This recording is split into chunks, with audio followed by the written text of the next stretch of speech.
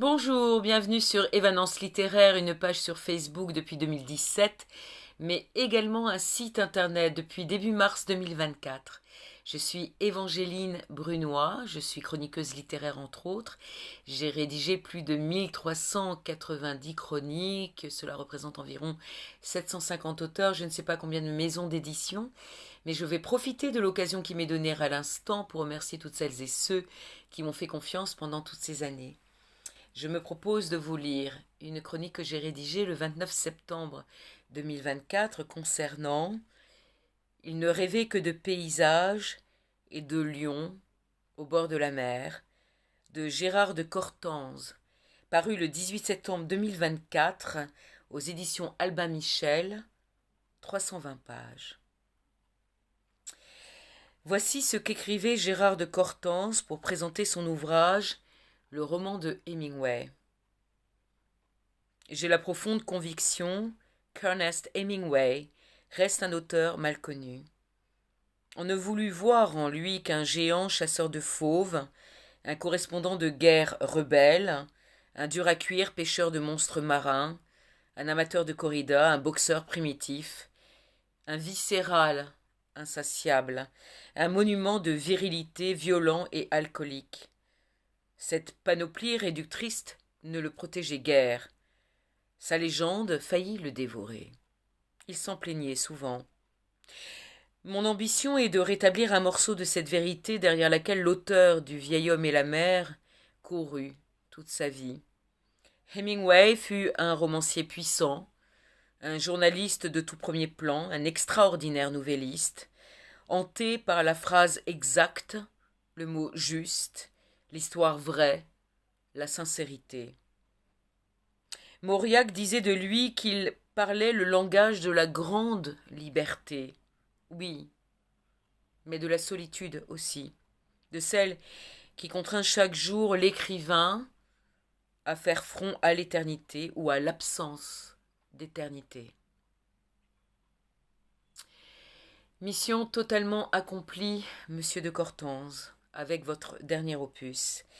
Une certaine part de la vérité est rétablie et je dirais qu'en cette fin de vie, c'est le petit garçon que l'on retrouve sous les rides, derrière les regards enfiévrés.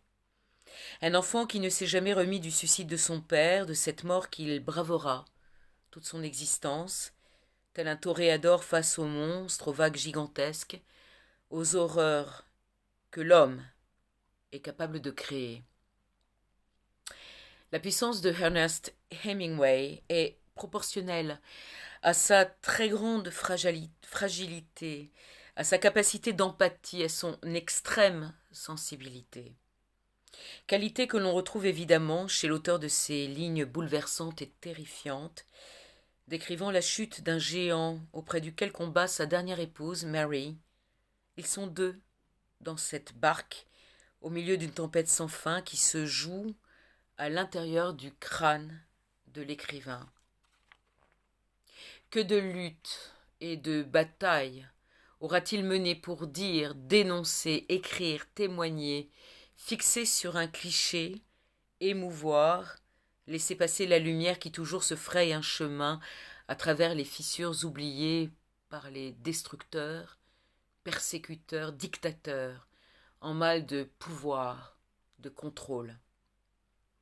Cet homme, avec sa plume, son regard, son intégrité, son appareil photo, a fait tellement peur au gouvernement et en premier lieu américain.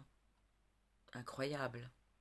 Ses déclarations en faveur des opposants à Franco l'ont immédiatement dénoncé comme ennemi potentiel, comme possible communiste. Nous avons beaucoup de difficultés à simplement imaginer ce que furent ces années de chasse aux sorcières rouges dans ces États-Unis, fer de lance, paraît-il, de la liberté. Laquelle? Celle de s'écraser?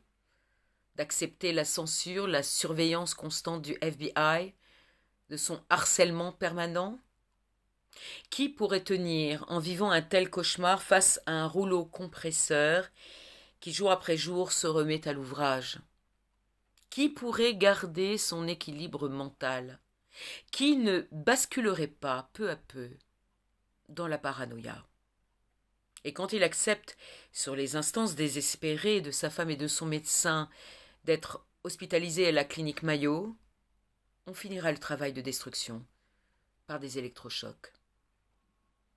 Et nous suivons, pas à pas, ce calvaire de plusieurs années avec l'envie irrépressible de le serrer dans nos bras, de l'emmener loin, à l'abri.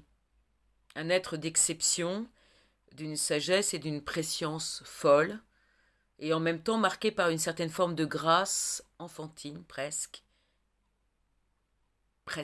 naïve.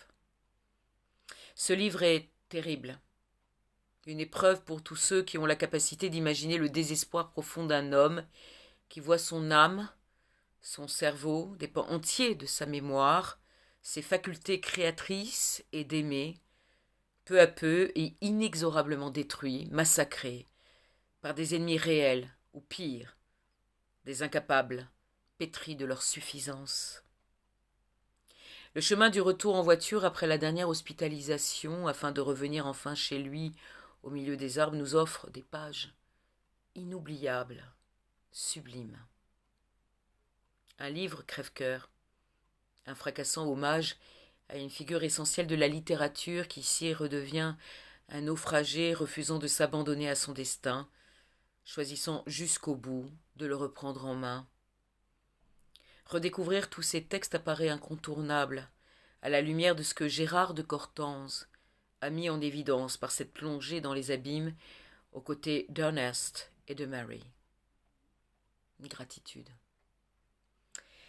Je vous invite à découvrir la 4e de couverture ainsi que la biographie de l'auteur sur le site des éditions Albin Michel ou sur le site Évanance littéraire. Merci infiniment, bonne lecture, à très bientôt et au revoir.